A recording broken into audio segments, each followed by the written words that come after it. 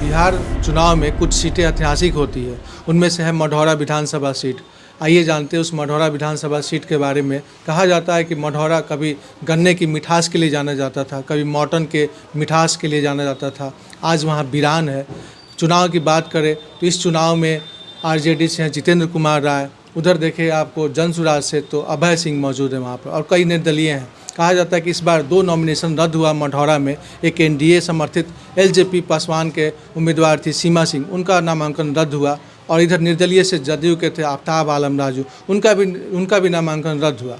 इस बार अब देखा जाए मुकाबला कैसा होगा, क्या दिलचस्प होगा, किसके हाथ में गद्दी मिलेगा, ये एक अलग विषय है। लेकिन जनता जानना चाहती है कि वहाँ का विकास क्या हुआ है, कैसे डेवलपमेंट देखते हैं वहाँ पर। चूँकि वहाँ का विरासत देखें चुनाव का तो 1995 से लेकर 2005 तक यदुवंशी राय रहे, और उसके बाद 2010 से लेकर अभी तक वहाँ पे जितेंद्र कुमार राय वहाँ के विधायक हैं, मंत्री भी रह चुके हैं। तो पिता की विरासत को पुत्र संभालते हुए आ रहे हैं। अब वहाँ का क्या हाल है, इसी को जानने के लिए आज मेरे साथ है अतुल तिवारी जी।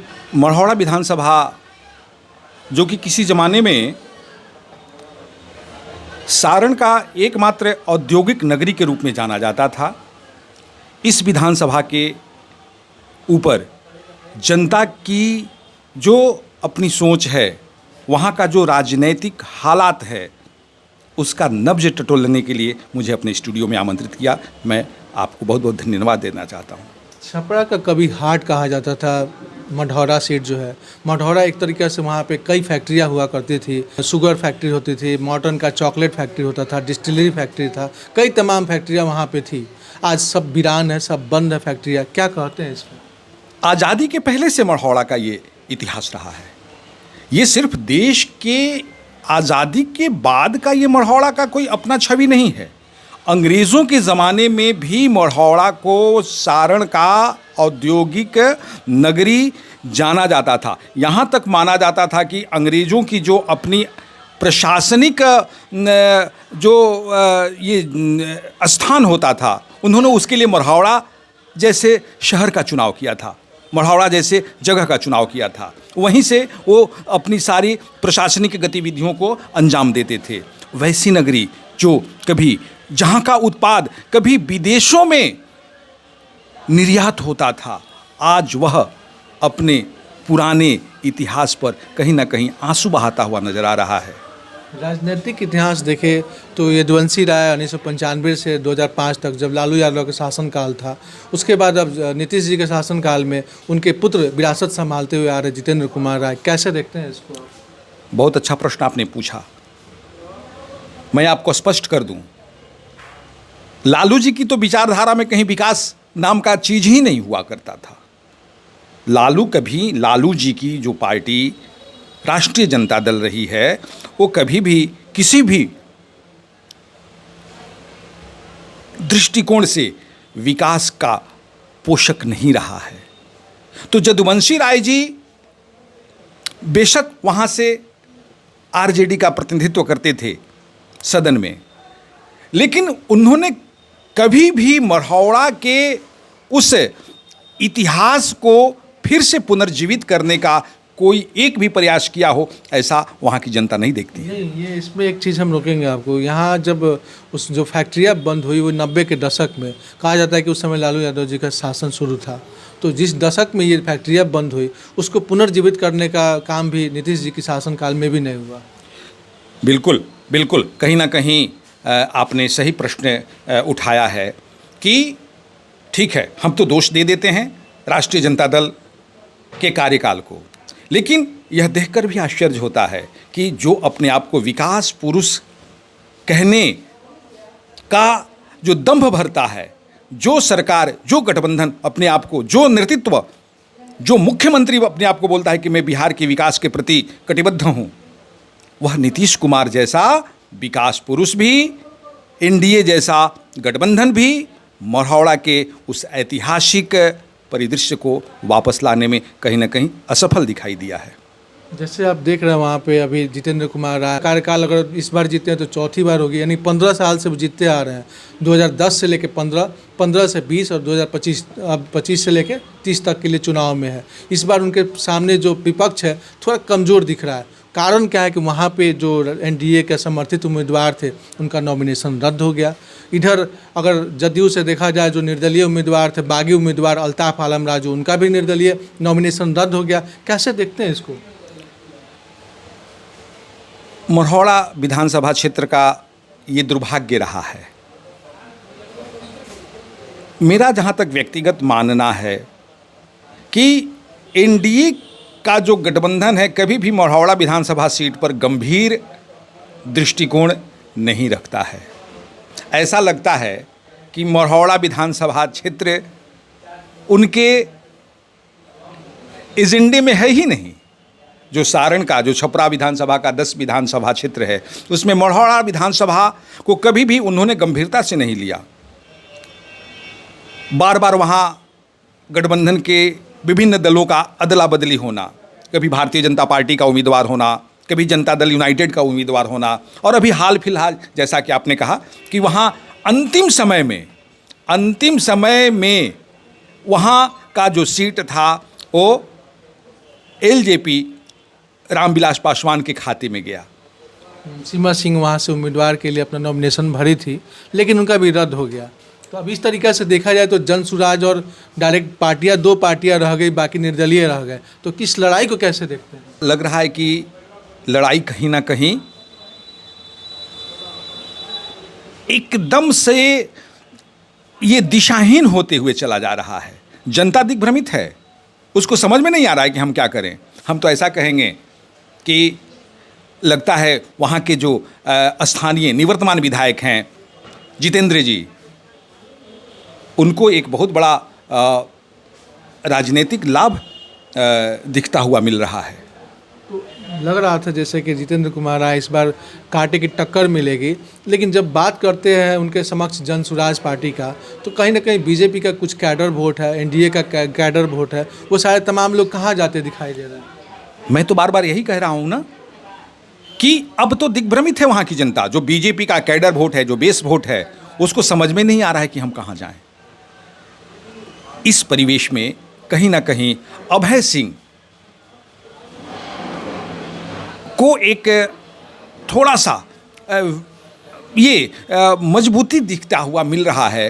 लेकिन देखा जा रहा है कि जितेंद्र राय जी जो है, जितेंद्र कुमार राय जी, कहीं ना कहीं थोड़ा सा उनमें वो अहम आ गया है। वो कह रहे हैं कि मुद्दा कुछ है ये नहीं है, सिर्फ चेहरा है। जो हम बोल रहे हैं कि जहाँ भी जाए चेहरा मेरा देखिए, वोट दीजिए। तो कैसे सिर्फ चेहरे पे वोट दिया जा सकता है? नहीं, ये किसी भी राजनेता, किसी भी कार्यकर्ता के मन में अगर ये बात उठती है तो उसको याद रखना चाहिए, सारण की धरती पर लालू प्रसाद यादव जिससे बड़ा कोई आरजेडी का चेहरा नहीं ना होता था।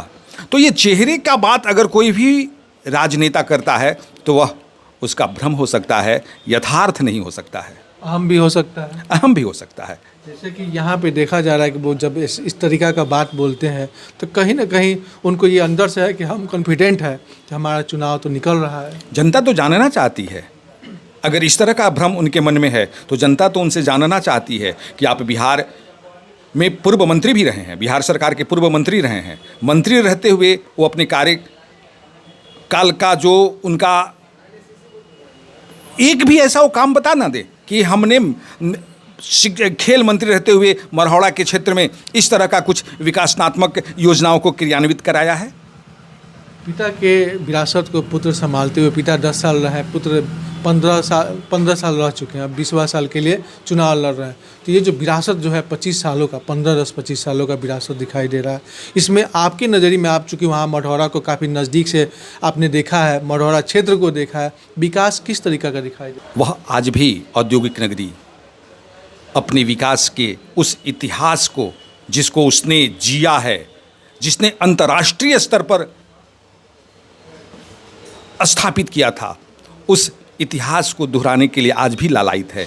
विकास की बात करना बेईमानी होगा। अगर कोई भी नेता अगर ये कहता है कि मैं मढ़ौरा की क्षेत्र को, मढ़ौरा की जनता के लिए कुछ विकासात्मक कार्य किया है अपने तरफ से, तो यह बेईमानी होगी। न सिर्फ यह निवर्तमान विधायक, बल्कि वहाँ जो एनडीए गठबंधन के भी जो कुछ नेता हैं, ठीक है, हमारा वहाँ एनडीए का कोई, मेरा मानना है कि एनडीए का भी विगत कुछ वर्षों से कोई विधायक वहाँ नहीं रहा, लेकिन सांसद तो रहा है। लेकिन उनका भी जो क्रियाकलाप रहा वह कहीं ना कहीं मढ़ौरा के विकास के लिए सकारात्मक नहीं रहा है। मोदी जी ने एक बार आए थे अपने चुनावी चर्चा में, तो 2019 के चुनाव में उन्होंने कहा था कि अगली बार आएंगे तो हम यहाँ का मढ़ौरा का चीनी का चाय पिएंगे, और वो कह के तो चले गए लेकिन वो भूल गए उस बात को। प्रधानमंत्री के मुख से अगर इस तरह का आश्वासन आता है, उसके बाद भी उस आश्वासन पर कोई कार्य नहीं होता है, यह कहीं ना कहीं एनडीए के गठबंधन दलों को, भारतीय जनता पार्टी के जो बिहार प्रदेश का नेतृत्व है, केंद्रीय नेतृत्व है, यह उनके क्रियाकलाप पर सोचने पर विवश कर देता है।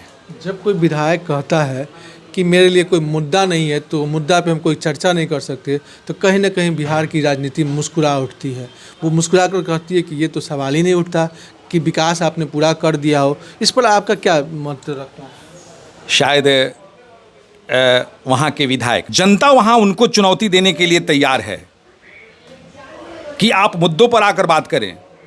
वहाँ मुद्दे इतने ज़्यादा हैं कि निवर्तमान विधायक को जवाब ही नहीं सूझेगा, वो किसी प्रकार का जवाब नहीं दे पाएंगे। ये उनका भ्रम हो सकता है, यह उनका अभिमान हो सकता है, यह सच्चाई नहीं है। जातीय समीकरण की बात करें, जिस तरीके से वहाँ पे यादव समीकरण, मुस्लिम समीकरण, जिसको माई समीकरण बोलते हैं, एक बड़ा वर्ग है वहाँ भी। और जब अदर कास्ट में जाते हैं, भूमियार, ब्राह्मण, राजपूत जो फॉरवर्ड है, ओबीसी है, फिर दलित कार्ड है, तो इस बार क्या दिखता है, किधर जाता हुआ दिखाई देता है दलित कार्ड और मुस्लिम कार्ड दोनों? मढ़ौरा विधानसभा का जो ये क्षेत्र है, यह एक पहेली बन गया है एनडीए के लिए। अंतिम समय में यह सीट जो शेयरिंग का खेल चला, अल्ताफ़ राजू जो जनता दल यूनाइटेड के पूर्व अध्यक्ष हुआ करते थे, पिछली विधानसभा में उनको पार्टी ने उतारा भी था चुनाव के मैदान में, अच्छा संघर्ष भी किया था, जनता का समर्थन उनको मिलता था। दुर्भाग्य से हमको तो लगता है कि कहीं ना कहीं जनता समझ रही है वहाँ कि यह कोई षड्यंत्र तो नहीं है। एक साथ दो ऐसे प्रत्याशी का नामांकन रद्द हो जाना, मढ़ौरा के राजनैतिक और वर्तमान में जो परिवेश था इस चुनाव का, विधानसभा के चुनाव का, वो दोनों ही दिशा और दशा बदल देते। दोनों ही व्यक्तित्व, दोनों ही कैंडिडेट, दोनों ही प्रत्याशी ऐसे थे जो मढ़ौरा के राजनीतिक गतिविधियों का दिशा और दशा बदल सकते थे। इन दोनों का अचानक नामांकन रद्द हो जाना, कहीं ना कहीं जनता इसको षड्यंत्र मानती है। कहीं ना कहीं जनता षड्यंत्र मानती है। लड़ाई तो कहीं ना कहीं दिख रही है, दोनों आमने सामने दिखाई दे रहा है इसमें। बिल्कुल, मढ़ौरा एक ऐसा विधानसभा क्षेत्र दिखाई दे रहा है जहां सीधे सीधे आमने सामने की लड़ाई दिख रही है। ये थे हमारे साथ अतुल तिवारी जी, पॉलिटिकल एनालिस्ट थे। हालांकि ये मढ़ौरा का पुनर्जन्म कब होगा, उसका विकास कब होगा, क्योंकि मढ़ौरा का पुनर्जन्म के लिए इंतज़ार में है मढ़ौरा अपना, कि उनका पुनर्जन्म कब होगा मढ़ौरा का। इसी के साथ हम लोग यहीं पे बातचीत को समाप्त करते हैं। जीतेगा कोई, हारेगा, ये तो चलता रहेगा, खेल है राजनीति का, लेकिन मकसद था कि जनता का नब्ज टटोला जाए, आखिर जनता क्या चाहती है। इसी पे आधारित है ये पॉलिटिकल एनालिसिस, जिसके साथ मेरे साथ बने रहें। बातचीत करने के लिए मेरा नाम संजीव मिश्रा, ई बिहार डिजिटल न्यूज़ देख रहे हैं। बहुत बहुत धन्यवाद आपका। बहुत बहुत धन्यवाद सर आपका।